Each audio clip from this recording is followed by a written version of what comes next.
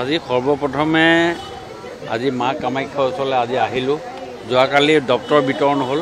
আজি মা কামাখ্যাৰ ওচৰত আজি সেৱা ল'লোঁ। সেৱা লৈ আজিৰ পৰাই 11টা বজাত অফিচৰ পৰা আজি আৰম্ভ কৰিম। এতিয়া চাওঁ কাইলৈ পৰহিলৰ পৰা কি ধৰণে কৰিব পৰা যায় গোটেই অফিচাৰখিনিৰ লগত কথা পাতি মোৰ ফালৰ পৰা মই আপ্ৰাণ চেষ্টা কৰিম। আপোনালোকে দেখিছে যে আমাৰ বৰ্তমান APDCL বা আমাৰ পাৱাৰ ডিপাৰ্টমেণ্টটোত যিখিনি আমাৰ কাম হৈ আছে সেইখিনি এটা খুব দৃঢ়তাৰে আগবাঢ়িছে। মাননীয় মুখ্যমন্ত্ৰী ডক্টৰ হিমন্ত বিশ্ব শৰ্মা ডাঙৰীয়াই খুব আপ্ৰাণ চেষ্টা কৰিছে, যিখিনি ভাল হৈছে।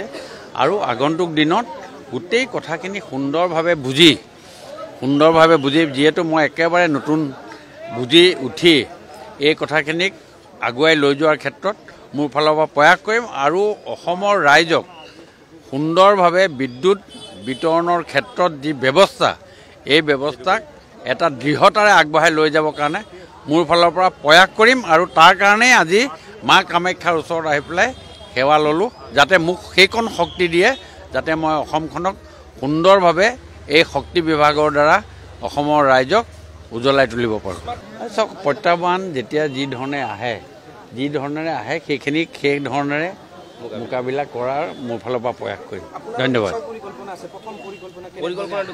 পৰিকল্পনাটো আজি এই মুহূৰ্তত আপোনাক ক'ব পৰা নাই। মই গৈ চকীখনত বহাও নাই, বহি ল'ম, তাৰপিছত কৰিম।